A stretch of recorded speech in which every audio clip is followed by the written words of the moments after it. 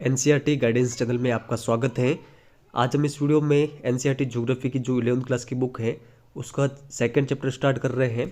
इनके नोट्स मैं आपको हमारे इस चैनल पर प्रोवाइड करवा रहा हूँ। चैप्टर नंबर फर्स्ट के मैंने जो नोट्स है वो आपको प्रोवाइड करवा दिए हैं। आप चैनल को विजिट करके उनको भी देख सकते हैं। तो चैप्टर नंबर सेकंड का हमारा नाम है संरचना तथा भू आकृति विज्ञान। ये भारत के संबंध में है। तो शुरुआत करते हैं। वर्तमान अनुमान के अनुसार पृथ्वी की जो आयु है वो लगभग 46 करोड़ वर्ष मानी गई है। करोड़ों वर्ष पहले ऑस्ट्रेलियन जो प्लेट थी वो इंडियन प्लेट का ही हिस्सा थी। ये फैक्ट आप ध्यान रखिएगा।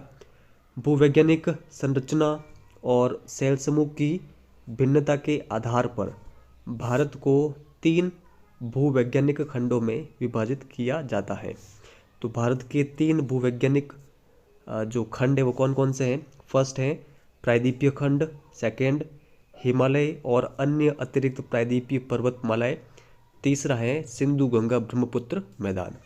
तो ये 3 भूवैज्ञानिक खंड है। सबसे पहला जो भूवैज्ञानिक खंड है वो है प्रायद्वीपीय खंड। तो इसकी देखिए उत्तरी सीमा कच्छ से प्रारंभ होती है। ठीक है, कच्छ से प्रारंभ होकर अरावली पहाड़ियों के पश्चिम से गुजरती हुई दिल्ली तक और फिर यमुना गंगा के समानांतर राजमहल की पहाड़ियों व गंगा डेल्टा तक जाती हैं। तो आप ये ध्यान रखिएगा, कच्छ से लगाकर गंगा डेल्टा तक इसकी उत्तरी सीमा है प्रायद्वीपीय खंड की। इसके अतिरिक्त उत्तर पूर्व में जो कर्बी एंगलोंग और मेघालय जो पठार है वो भी इसी खंड का विस्तार है। तो ये आप ध्यान रखिए। आगे यहाँ पर देखिए मालदा ब्रंश, ये इसी के अंतर्गत है। प्रायद्वीपीय खंड के अंतर्गत मालदा जो ब्रंश है वो पश्चिम बंगाल में है। मेघालय व कर्बी एंगलोंग पठार को छोटा नागपुर पठार से अलग करता है मालदा ब्रंश।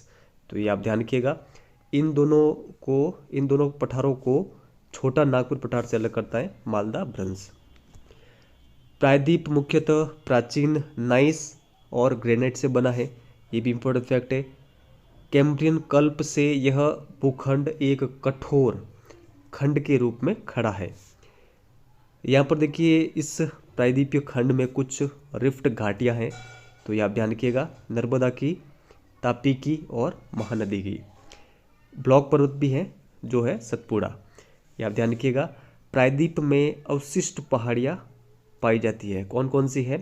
अरावली, नल्लामाला, जावादी, वेलिकोंडा, पालकोंडा और महेंद्रगिरी। आगे यहाँ देखिए महानदी गोदावरी व कृष्णा बंगाल की खाड़ी में गिरने से पहले डेल्टा बनाती है।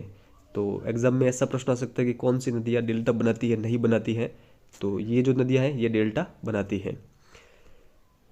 तो ये आप ध्यान रखिएगा। और जो प्रायद्वीपीय खंड है इसकी भूवैज्ञानिक संरचना किस प्रकार है? तो ये कठोर है और इसकी जो संरचना है वो स्थिर है। तो ये भी आप ध्यान रखिए।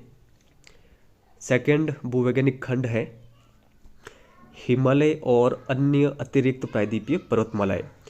तो इसकी जो भूवैज्ञानिक संरचना है वो है तरुण, दुर्बल और लचीली। इन पर्वतों की जो उत्पत्ति है वो विवर्तनिक हलचलों से हुई है। ये पर्वत अभी भी युवावस्था में है। यहाँ पर ठीक है, कुछ इम्पोर्टेंट आकृतियाँ हैं जैसे कि गॉर्ज, वी आकार की घाटियाँ, चिप्रिकाएँ व जलप्रपात इत्यादि इसका प्रमाण है।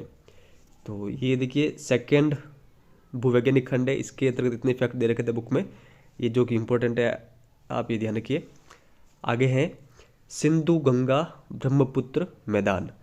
तो ये थर्ड भूवैज्ञानिक खंड है। मूलतः यह एक भू अभिनति गर्त है।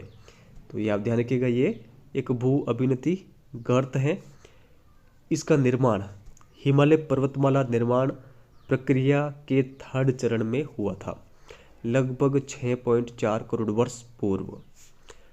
इन मैदानों में जलोढ़ की औसत गहराई कितनी है? तो 1000 से लगाकर 2000 मीटर। तो ये देखिए इम्पोर्टेंट फैक्ट है। भारत के तीनों भूवैज्ञानिक जो खंड है इनसे संबंधित। अब आगे देखिए, भू आकृति। भारत को मोटे तौर पर यहाँ पर दे रखे भू आकृतिक खंडों के अंतर्गत बांटा गया है। तो 6 प्रमुख भू आकृतिक खंड है, ठीक है। इससे पहले जो हमने देखा था वो देखा था भूवैज्ञानिक खंड, यहाँ पर ये भू आकृतिक खंड। तो भू आकृतिक खंडों की दृष्टि से भारत को 6 भागों में बांटा गया है। फर्स्ट है उत्तर तथा उत्तरी पूर्वी पर्वतमाला यानी हिमालय पर्वत। सेकेंड यहाँ पर उत्तरी भारत का मैदान, प्रायद्वीपीय पठार, भारतीय मरुस्थल, तटीय मैदान और द्वीप समूह। तो अब देखिए नेक्स्ट वीडियो के अंतर्गत हम इन सभी को डिटेल के अंतर्गत देखेंगे। यहाँ से हम नेक्स्ट वीडियो से इसकी शुरुआत करेंगे। इस वीडियो में इतना ही। देखिए छोटे छोटे वीडियो मैं आपके लिए लेके आ रहा हूँ, साथ साथ आप इनको नोट डाउन कर सकते हैं। अदरवाइज़ आप हमारी जो एप्लीकेशन है जीके ट्रिक्स एजुकेशन, वहाँ से NCERT 11th 12th के जितने भी नोट्स है वो आप हमसे प्राप्त कर सकते हैं। इसके अलावा क्लास 6 to लगाकर 10 तक MCQs भी दे रखे हैं बुक्स के। तो अगर वो भी आप लेना चाहें तो सभी जीके ट्रिक्स एजुकेशन एप्लीकेशन पर ये अवेलेबल है। इस वीडियो में इतना ही। धन्यवाद।